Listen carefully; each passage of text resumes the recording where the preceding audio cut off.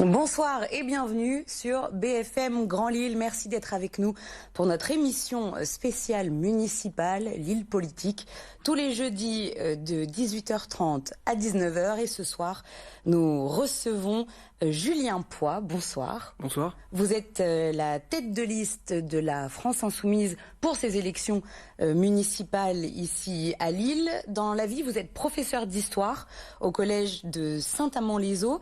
Alors avant qu'on détaille ensemble votre programme, j'aimerais commencer par vous faire réagir à l'actualité et ce dont on parle en ce moment en France énormément, c'est la réforme des retraites, le débat autour de cette réforme, les Français qui descendent régulièrement dans la rue pour protester contre cette réforme. Il y a eu un nombre d'amendements assez hallucinants qui ont été déposés contre cette réforme au moment où la commission spéciale retraite essayait d'étudier le texte. Alors quelques chiffres, 65 articles à décortiquer dans cette loi et 22 000 amendements déposés, beaucoup, la grande majorité par la France Insoumise. C'est quoi le but de votre mouvement? C'est de bloquer complètement les discussions? Le but, c'est de gagner, parce que c'est une urgence de gagner ce débat. Moi, ça fait plusieurs jours de grève que j'ai aussi dans la musette derrière moi. Je tiens d'ailleurs à saluer toutes celles et tous ceux qui ont tenu bon et qui tiennent encore, justement, parce que c'est un sujet qui concerne tout le monde.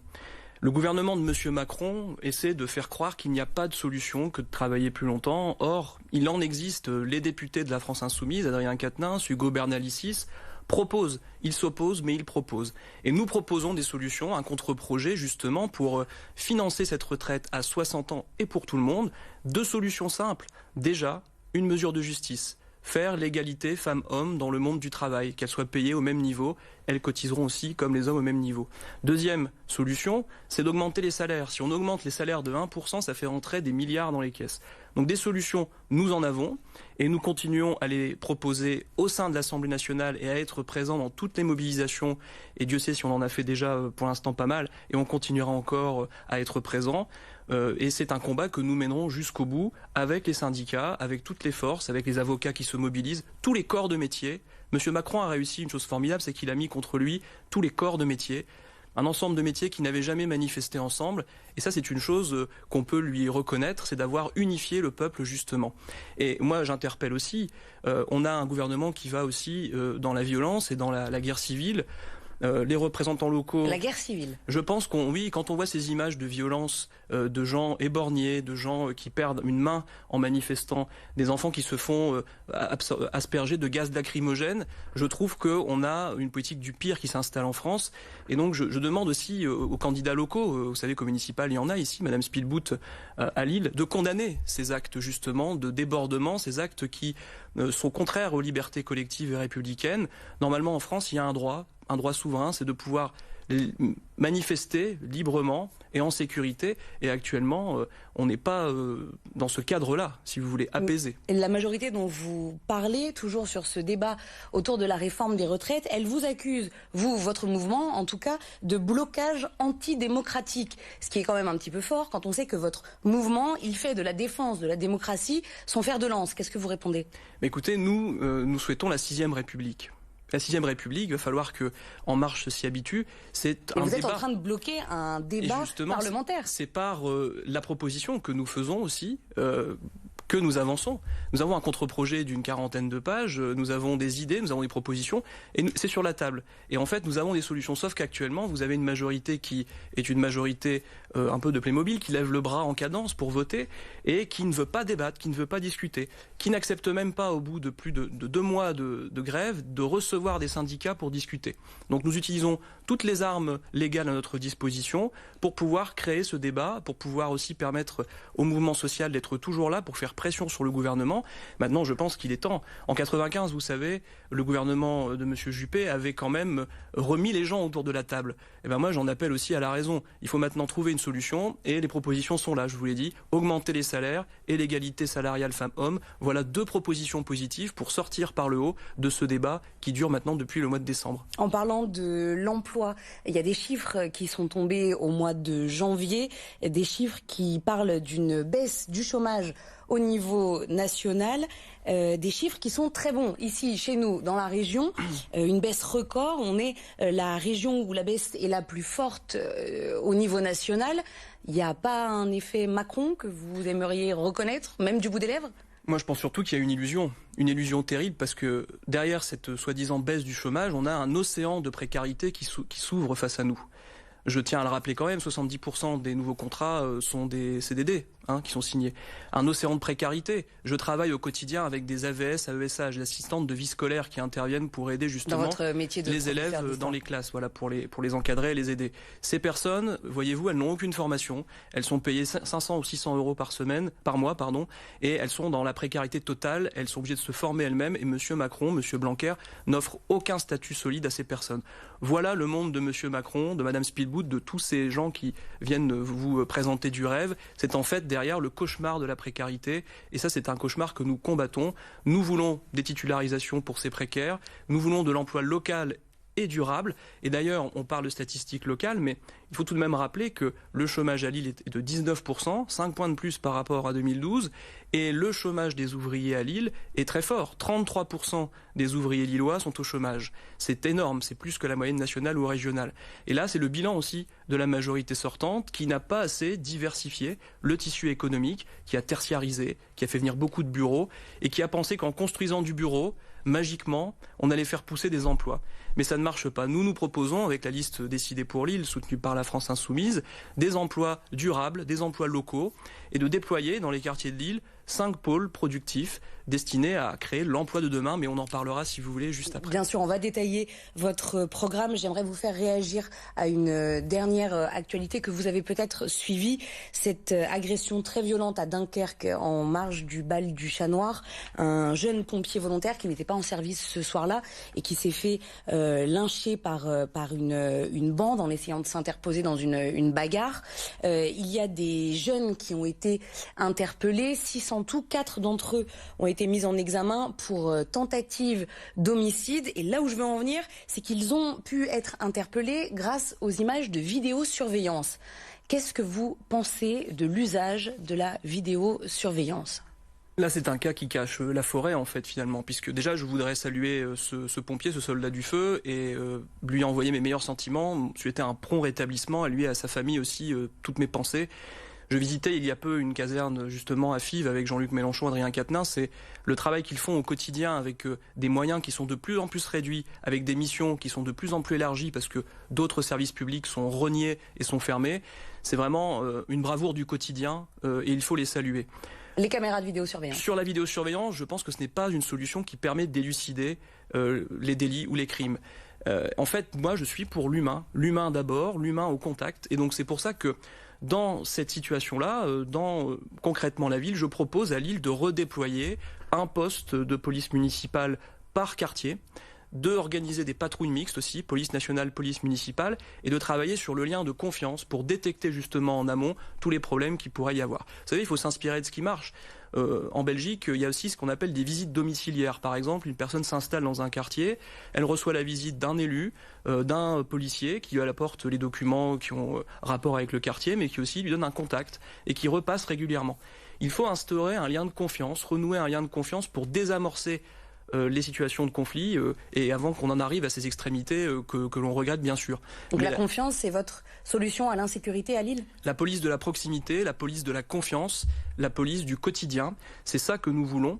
Et ce n'est pas une police qui est derrière ces écrans, justement. C'est une police qui va dans les cages d'escalier pour discuter avec les gens. Vous savez, la police de proximité, c'est une belle chose. Moi, je suis de ceux qui pensent que la police, au contraire, elle doit jouer avec les jeunes au foot, comme à rebrousse-poil de ce que M. Sarkozy, justement. Aujourd'hui, au moment où on parle des policiers qui jouent au foot avec des jeunes. Parce que ça instaure justement un climat de confiance et de respect. C'est ce qui se passait il y a 10 ans, avant que M. Sarkozy dise ce n'est pas à la police de jouer au rugby, au foot. Au contraire, il y avait un lien de respect, il y avait une visibilité, il y avait une présence et ça désamorçait bien des problèmes parce qu'ils avaient aussi, ces policiers, la connaissance du quartier. On propose aussi des patrouilles à pied, des patrouilles mixtes à pied, parce que je pense que le contact, la discussion désamorce bien des problèmes avant qu'on en arrive à des extrémités regrettables.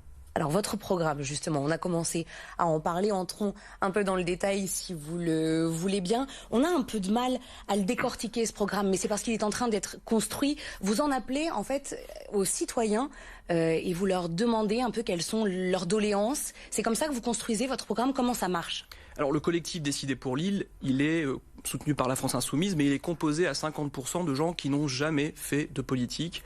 Notre démarche, elle est partie d'un constat. 52% des Lilloises et des Lillois n'ont pas voté aux élections de 2014. Donc déjà, nous avons voulu les réorganiser dans les immeubles, par des luttes, par des petites victoires. Nous avons manifesté devant des bailleurs sociaux. Nous avons nettoyé avec les habitants des immeubles pour interpeller ces bailleurs sociaux. Donc l'idée, c'est de remettre en mouvement, de remettre dans l'action politique des gens qui sont loin de tout ça. Alors concrètement, et de construire avec justement des réponses. Par exemple, nous avons aussi sur la table une boîte à outils qu'on appelle la boîte à outils du décideur pour refaire des citoyens des décideurs. Dans cette boîte à outils, vous avez plein d'éléments qui permettent aux gens de se réimpliquer. Un exemple, le référendum d'initiative citoyenne que nous proposons de porter à la municipalité. Le droit de révocation des élus à la mi-mandat. Le contrôle... Ça veut dire que si vous êtes élu, oui. Mi-mandat, vous proposez un nouveau vote. Est-ce que je reste maire ou pas ? Tout à fait. Je m'engage à la mi-mandat à passer devant un référendum de révocation. Le contrôle des budgets. Ouvrir les mairies. Les gens ont besoin de liens directs. Je propose 4 jours par semaine, 4 matins par semaine, d'ouvrir la mairie de Lille. On le fait à Mexico. Pourquoi pas à Lille ? Je serais en capacité de le faire. D'ouvrir les conseils de quartier. Vous allez vous faire crier dessus. Non, justement, c'est un lien direct. Les gens ont besoin de réponses. Vous savez, quand on fait du porte-à-porte dans les immeubles, les gens souffrent de l'absence de réponse, de l'isolement dans lequel on les a laissés pendant des années. Un oui ou un non.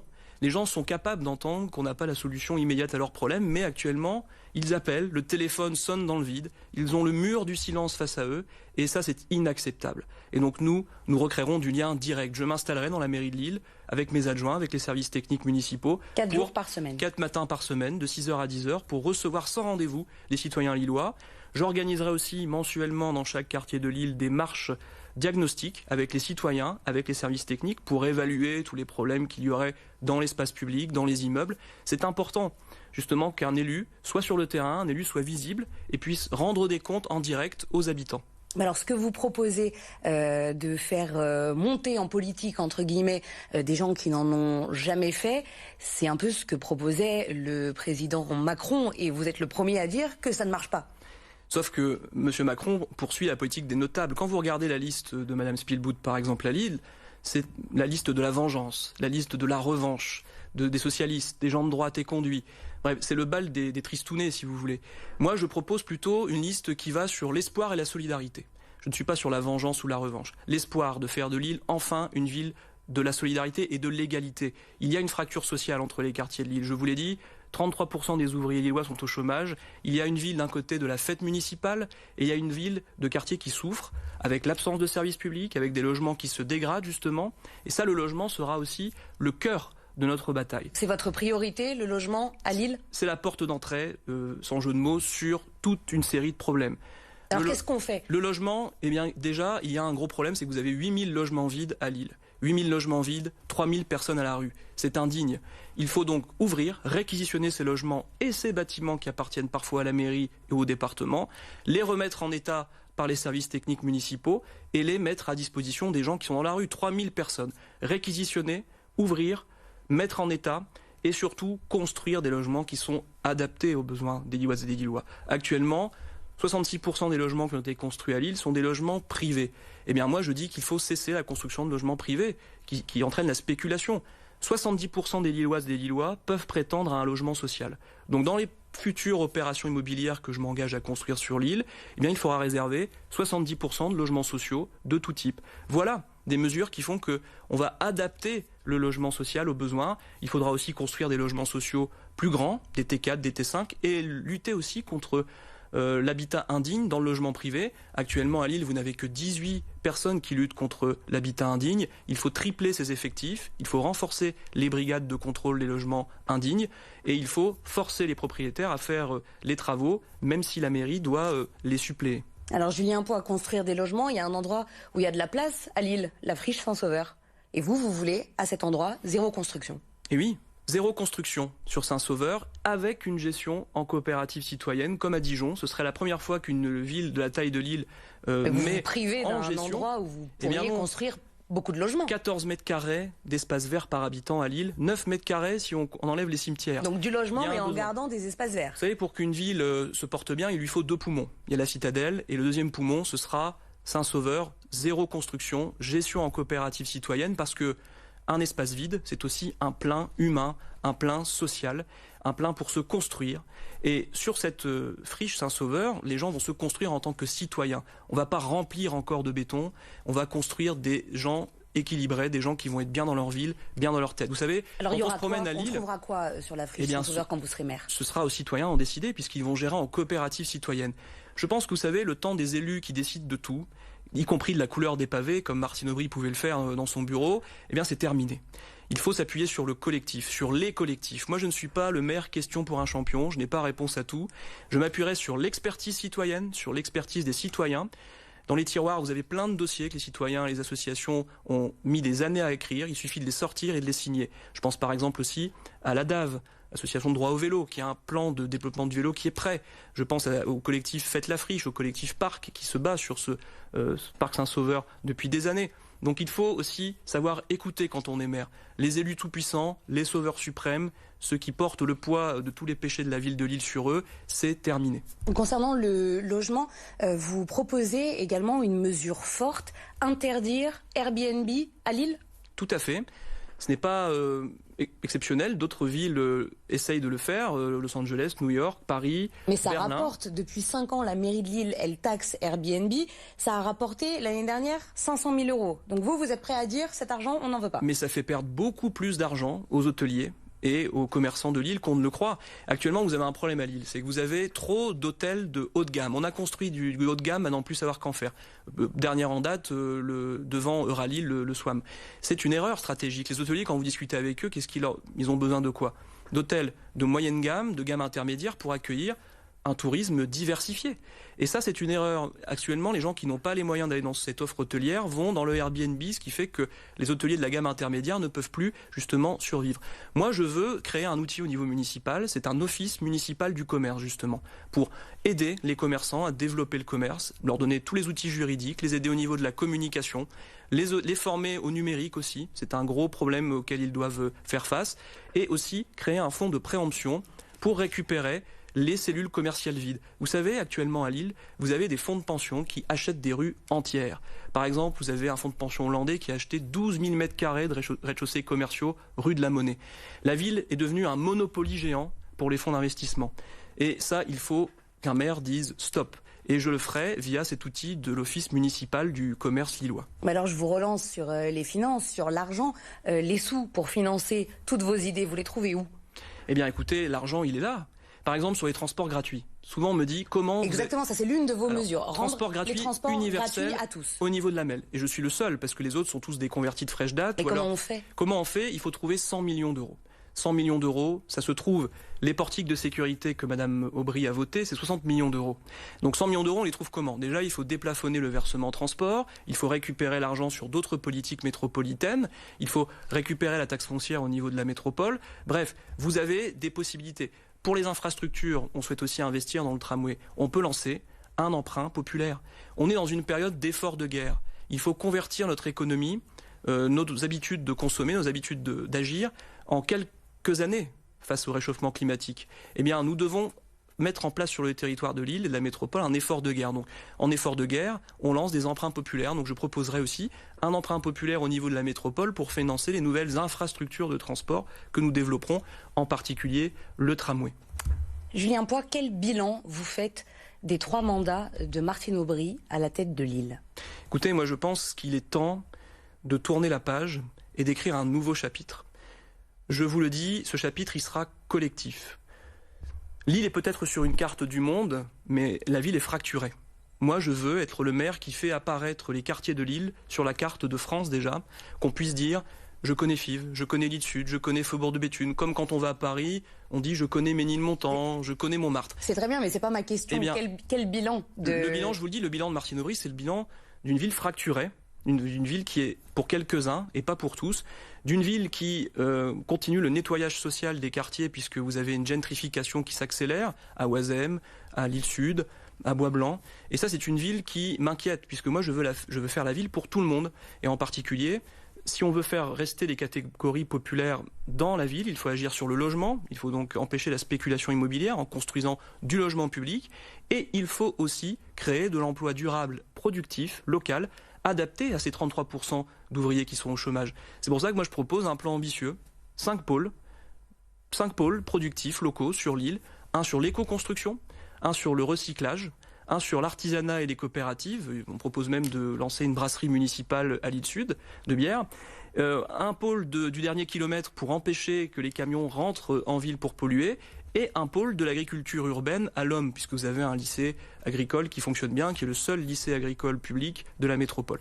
Voilà, de l'emploi durable pour maintenir les catégories populaires dans la ville et du logement digne pour tous, public, pour que justement cette ville reste une ville populaire, une ville solidaire. Julien Poix, la semaine dernière, à votre place, il y avait Marc-Philippe Daubresse, le candidat Les Républicains, votre adversaire dans la course, l'un de vos adversaires dans la course à la mairie de Lille. On lui a demandé, et on vous demandera la même chose ensuite, on lui a demandé d'enregistrer une question à votre intention. Je vous propose de l'écouter et bien évidemment d'y répondre juste après. Alors, Julien, ma question est la suivante. Est-ce que la France insoumise va se présenter au deuxième tour des élections toute seule ou est-ce qu'elle va s'allier avec d'autres mouvements? Et si oui, comment vous conciliez le fait que, comme moi, vous voulez aucune urbanisation de la friche Saint-Sauveur et que les Verts, par exemple, acceptent une urbanisation partielle et dense de la friche Saint-Sauveur? Est-ce que vous arriverez à concilier vos programmes? Réponse rapide, s'il vous plaît, Julien Poix. Déjà, c'est un peu grâce à moi que M. Daubresse a pu accéder à Saint-Sauveur, parce qu'on a construit le pont. J'ai creusé un petit peu sur ce pont des Gueux, justement, qui a permis à M. Daubresse d'y accéder. Saint-Sauveur, pour moi, ça restera un poumon vert sans construction, donc ça, ce n'est pas négociable. Et l'alliance avec les Verts? Ce n'est pas négociable. Vous savez, moi, je travaille déjà à une chose, c'est de faire rentrer dans le jeu politique, de remettre à table les 52% de citoyens de l'île qui n'ont pas voté. Donc moi, mon grand combat, ce sera de les emmener au deuxième tour, justement, ces gens, qui sont avec déjà les Verts pas au premier. C'est mon premier combat. Les alliances politiques sur un coin de table, les magouilles et les tambouilles sur les bords de la Deule, ça n'intéresse personne pour l'instant. Mon objectif, c'est de faire qu'un maximum de ces gens rentrent dans la danse, reviennent à table et surtout de leur rendre les clés du beffroi. Vous savez, moi, le 22 mars, j'arriverai avec un coussin, avec une grosse clé en or et j'apporterai les clés de la mairie au peuple de l'île pour les faire rentrer au beffroi et ce sera ma plus belle victoire. Alors justement, on vient de parler des Verts. C'est à votre tour de poser une question à notre prochain invité. Jeudi prochain, à votre place, il y aura Stéphane Bally, le candidat Europe Écologie Les Verts à la mairie de Lille. Je vais vous demander de regarder la caméra qui est en face de vous. Tout le monde vous écoute. Vous avez quelques secondes pour poser la question à Stéphane Bally. Il vous répondra la semaine prochaine. Allez-y. Bonjour Stéphane Bally. Allez-vous faire le choix historique de rompre l'alliance avec Martine Aubry, candidate du Parti Socialiste, pour construire une majorité alternative qui permettra de régler à Lille les urgences sociales, écologiques et démocratiques auxquelles nous devons faire face, car il y a une urgence terrible, c'est celle qui est devant nous, et nous devons la construire en créant une majorité alternative. Voilà pour la question à Stéphane Bally. Il vous répondra donc la semaine prochaine. Maintenant, dernier rendez-vous de Lille politique, comme à votre place la semaine dernière à Marc-Philippe Daubresse. Je vous propose de regarder toujours la même caméra. Vous avez 1 minute pour convaincre les Lillois de voter pour vous et de faire de vous le maire de Lille. 3, 2, 1, c'est à vous, allez-y. Le 15 et 22 mars, vous allez avoir une chance historique d'écrire une nouvelle page, un nouveau chapitre solidaire et collectif de l'histoire de Lille. Je ne serai pas un maire solitaire assis sur son trône. Je serai le maire de ceux et de celles qui n'ont rien dans la ville. Je serai le maire des 3000 personnes à la rue. Je serai le maire des femmes célibataires qui ont 700 € par mois pour vivre. Je serai le maire de tous ces retraités dans la précarité. Je serai le maire de ces ouvriers qui sont au chômage dans la ville. Je serai un maire qui s'appuiera sur l'expertise collective des associations, des citoyens, car c'est vous les premiers spécialistes du quotidien. Ensemble, nous pouvons reconquérir cette mairie, baisser le pont-levis de ce château fort et récupérer la clé qui a trop souvent été avalée par les notables qui sont en place depuis des années à la mairie de Lille. Vous aussi, vous pouvez devenir décideur pour votre immeuble, pour votre rue, pour votre quartier, pour votre ville. Rejoignez-nous, rejoignez Décider pour Lille, une liste soutenue par la France Insoumise pour justement récupérer ces clés et les donner aux Lillois le 15 et 22 mars. Le message est passé. Merci beaucoup, Julien Poix, d'avoir été notre invité ce soir dans Lille Politique, candidat de la France Insoumise à la mairie de Lille. Merci d'avoir accepté notre invitation. Et je vous souhaite une très bonne soirée à l'écoute de BFM Grand Lille. Merci.